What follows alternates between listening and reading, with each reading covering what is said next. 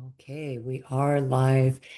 Well, welcome to Tea Talk, everyone. I'm Danny Kate, and today we're going to talk about something that's going viral right now, mouth taping. You've seen it on the videos, the ones where people are taping their mouth shut just before bed, and they're claiming it cured their snoring, anxiety, poor sleep, and even brain fog. And while the idea sounds simple, just tape your lips and wake up refreshed, it's missing the bigger picture. And here's what almost nobody is talking about. Mouth breathing isn't the problem.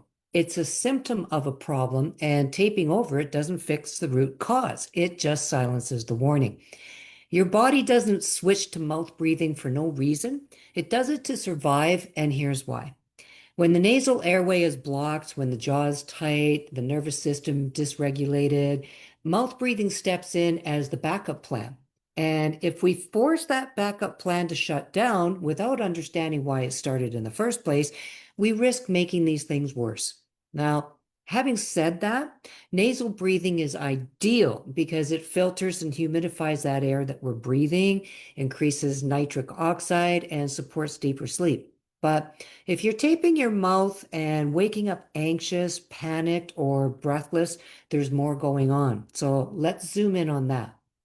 Now, most of us weren't born with ideal airways. We inherited a modern world that literally reshapes our faces. And I say that because Dr. John Mew, a UK orthodontist, he actually pioneered the theory that oral posture, diet texture, and breathing habits directly shape jaw and facial development.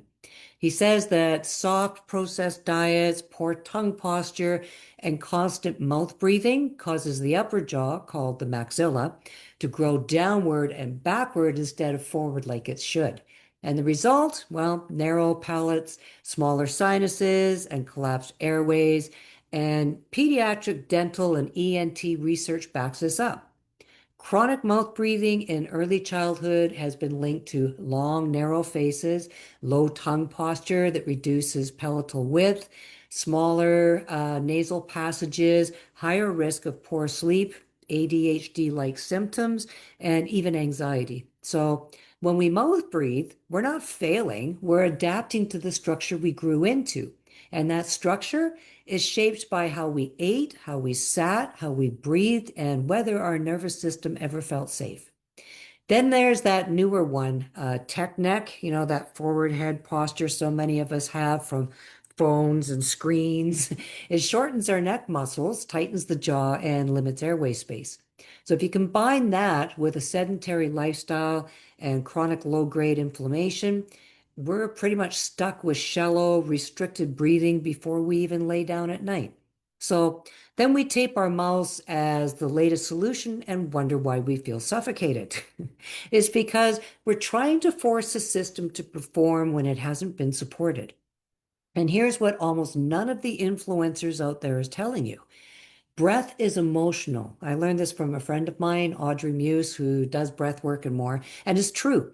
It's stored in the nervous system, in the diaphragm, and in the patterns your body has been used to using to survive. Now, when you've lived through trauma, be it emotional, medical, or even just prolonged stress, your breath adapts. It flattens, it speeds up, the tongue drops, and the diaphragm freezes. That's not dysfunction, it's protection. So when people try to tape their way into a calmer state, they often feel worse because you can't duct tape your way back into safety. You have to rebuild it. So what do you do instead? Let's start with the basics. Clear your nasal passages with things like rinses or steam, works very well. Support your muscle tone with foods that require actual chewing, not just blended and soft foods. Breathe in ways that don't feel forced. And you can do things like try humming, sighing, or gentle nasal exhale holds. And you can also try sipping valerian or chamomile tea to help your nervous system soften before bed. Now, if you decide to try mouth taping, make sure you've earned your way into it, meaning try it while you're awake first when you're calm, not stressed, and pay attention to how your body responds. Because if your airway isn't ready, if your system doesn't feel safe, if your jaw is locked or your sinuses are narrow, that tape can feel like a threat, not a tool. So here's what I want you to remember. Your breath is not broken. Your body isn't failing you, not at all, is doing exactly what it's shaped to do by your environment, your posture, your stress, and your survival. So let's stop taping symptoms shut and start listening to what those symptoms are really saying. Real healing isn't forced, it's earned with trust, structure, and support. So that's all I'm going to say on that today. I want to thank you for taking your time to be here with me. I hope you join me tomorrow because I'm going to be doing a wellness show on men's prostate issues, as well as talking a little bit more about gut health. We have a Vitality for Life show coming up in a couple of weeks. And I kind of want to bring you up to speed as to what that's all about. So if you found anything valuable in this show, please do me a favor, hit the like button. If you got any questions or comments, let me know. I'd love to hear them. Otherwise, I'll see you tomorrow right here, same place, but at 1 p.m. Pacific Standard Time instead of 2.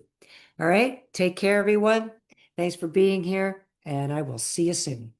Bye for now. If I can find the end button. We're not ending. Okay, here we go.